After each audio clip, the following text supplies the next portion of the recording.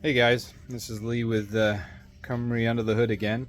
Got something a little different today. We got a Volkswagen Vanagon and we're going to do a brake conversion. We're going to do from drum brakes to disc brakes, and I'll take you through it. I'll give you a little video of what you might need here to start with. I'll show you some of the stuff that I've used right now. I'll show you the one side and then I'll try to capture some of it as I do the second side for you.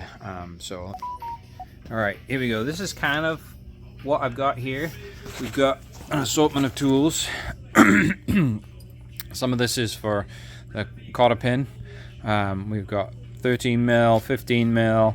We've got some flare nut wrenches. If you don't have some, they are awesome, so you don't strip out the brake lines. My brain's not working. So there's another one there. So we've got 10 and a 12 and a 9 and 11. Then we've got an 11 just so we can do the brake line up quicker. A 14, 18, and then we got 13, 17, and 14, and a couple of extra stuff just to clean up some of the surfaces. I like to use this on my brake pads. It helps stop some squeaks, helps those pads get pulled back away from the rotor. I'm sure some people will have some comments about that either way, but that's how I like to do it. And some penetrating oil. If you haven't tried this, I'm not endorsed, I'm not sponsored or anything by them. They want to, I'd love to. This stuff is the bee's knees. If you got a rusty bolt or nut or anything, I'm telling you, you gotta get you some of this stuff. It just is the best. Okay, so that's all the stuff that I've got and I'm using. And then let me bring you up to this side. This is the driver's side so far. So got the new disc, new calipers, and got new brake lines, braided, which are nice, come in the kit. And then we've got the brake line right here, which kind of routes in the same direction as the old one. There is a screw, self-tapping screw here. So yeah, also you'll need a drill of some kind, so you can drill that one in. And you'll also need the socket for the end of the axle shaft, and then torque wrench. Honestly, you really don't need a torque wrench, but if you're not familiar with mechanicking and wrenching, you don't want to over tighten something and break it straight off the bat. So a nice good torque wrench is always a good thing to have for doing tires, wheels, all that kind of stuff. So that's this side. Now we'll come over to the other side, and then we're going to start with removing the cotter pin, this bolt, which is torqued to, I think it's 360 pounds. So, and that's a 46mm, which is a bitch to get off, but you can leave the wheels on, pop the center cap out, and then do it that way. Or if you've got an impact gun, half-inch impact gun, just wrap it a few times, you can get it off. And then obviously torquing it, we'll talk about that later once we get to that point again. So I'll pause the video here and we'll catch up in a minute. I'm going to take cotter pin out, take the bolt off, take the drum off, which is two 13mm bolts right here. Pop those off, that comes off, and then I'll carry on in a minute. So let's get that off. These, that, or these, and then the drum off, and then we can take this off. Okay, so here we go. I did take these out, my bad, they're actually an 11. So took those out, I wrapped this loose. Even with an impact, this is a lot of work to get this off. So now we'll just take the drums off. Mind me as okay, drums off, take the bolt off, and the last one just came straight off. I didn't have to use a puller or anything on this. So let me just see if it'll... Oh, here it comes. There you go. That's that. Okay.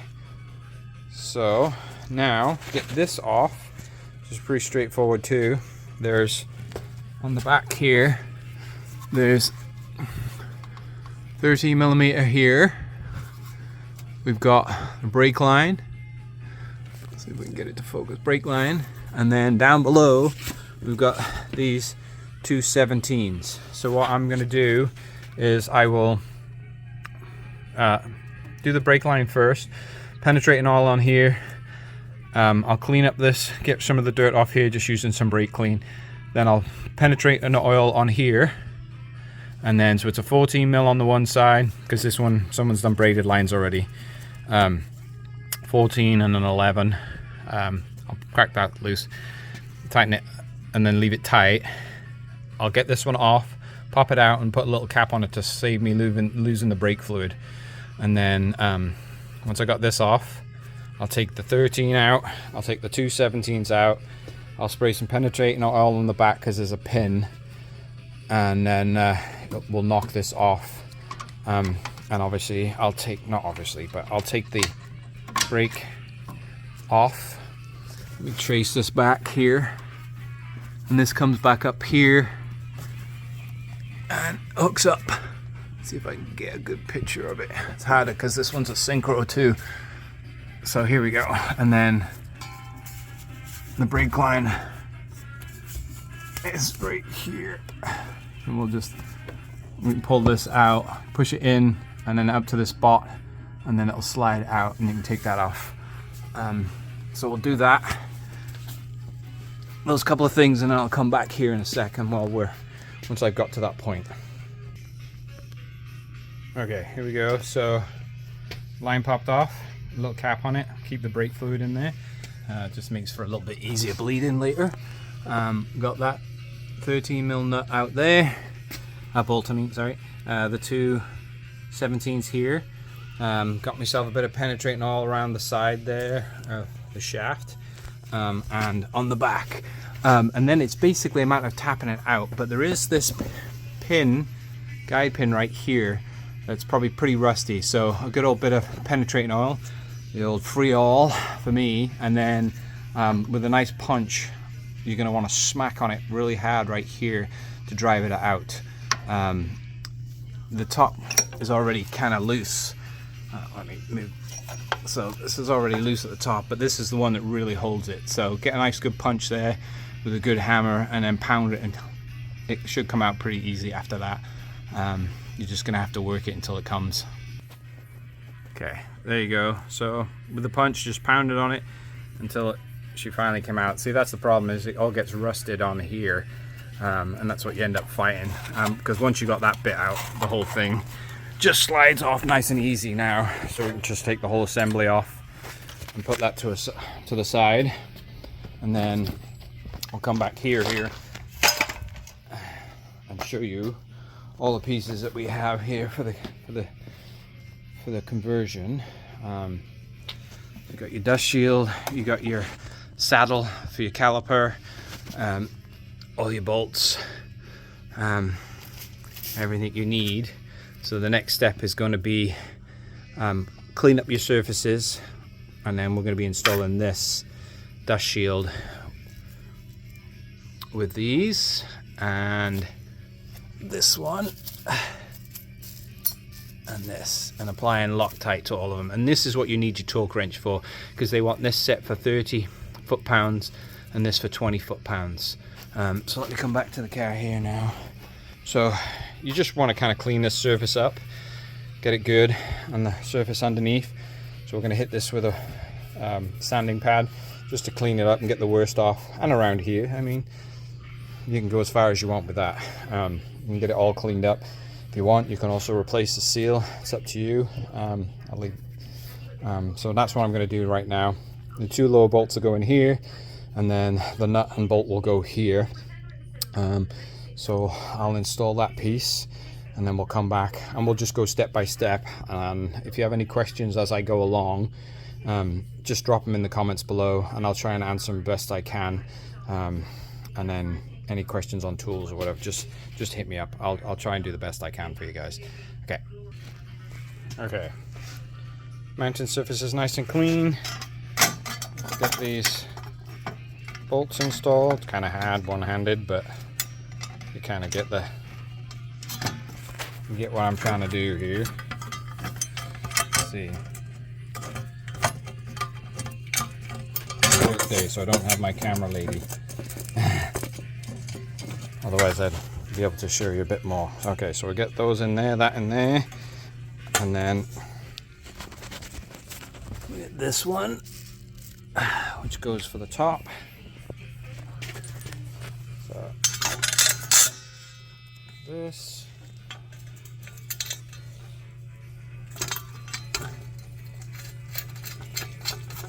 Okay.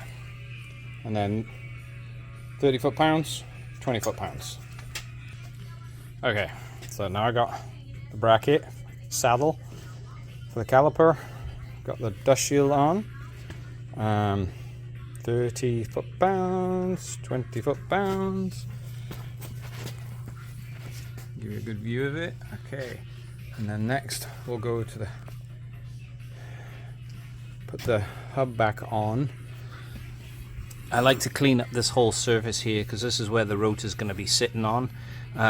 So it's got a nice flat surface. We don't get any wobble from the uneven surface here. So then we'll put this on, clean all this up, and we'll put that on, and we can put our rotor on, and then we can put the caliper and saddle on. So I'll clean that up. Okay, here's the brake rotor. I like to clean it up with some brake clean on the inside and outside because you usually have a bit of oil on them, and that stops the smoking when you first put it on. And then got this surface cleaned up pretty good, all the rust off. Okay, now I've got the caliper on. I got the saddle and caliper on. These are 18s. You start them in the saddle, in the caliper first, and then kind of slot them in. It shows you kind of on the instructions, but so yeah, this is an 18, and so is the bottom one. Just using my wrench here, just kind of slowly got it till it's tight, and then and you can get the open end, the box end on it, and then get it tight. So yeah, that's kind of where it looks like up to now. The next thing is we're gonna pop this bottom bolt off, so we can get the brake line hooked up and all the way to the back there, and hooked up down here, and then we'll put the pads in, button this bit up, and then we'll go on to routing the e-brake cable. Okay, brake line. You can see it's got a bit of a kink in it. When you go to install it, you want that kink to kind of go like this. See if I can get a good picture. It's kind of difficult with one hand, but let me come in.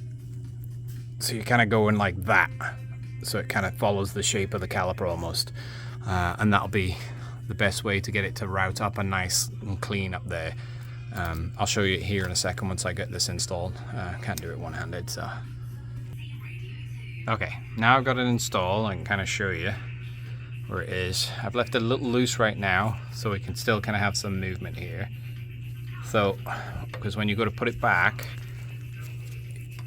put this bolt in, you'll see, we want to get that to a point where we can kind of move this hose into a good position. And then get the shot. See, otherwise it'll touch there. So I kind of move it there with my thumb, just hold it that way a little bit, then I'll tighten that down with a 14mm wrench, so that it's not, I mean it's rubberized right there, but it'll stop it rubbing on there constantly, vibrating on it. So we'll just hold it off a little bit, tighten it right down, and then we'll move on up to the top piece to install the other end, and drill in the little holder to hold the line there so it doesn't get underneath the spring or anything. So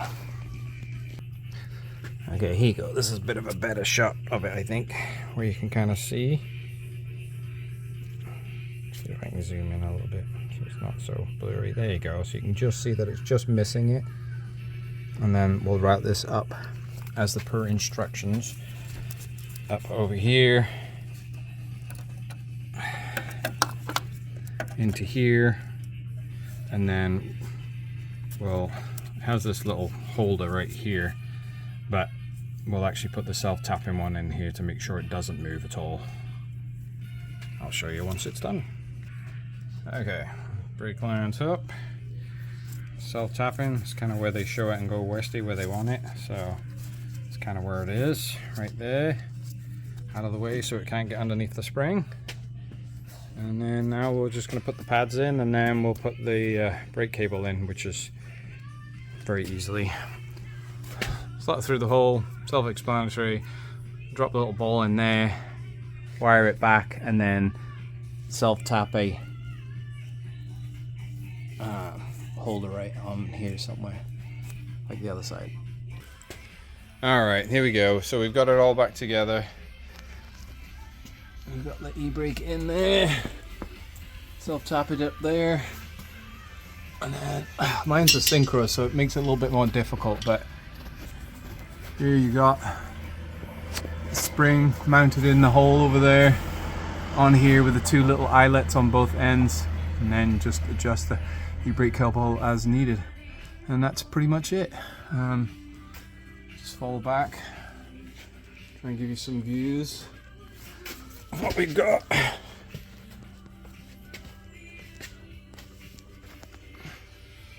Okay, there you go.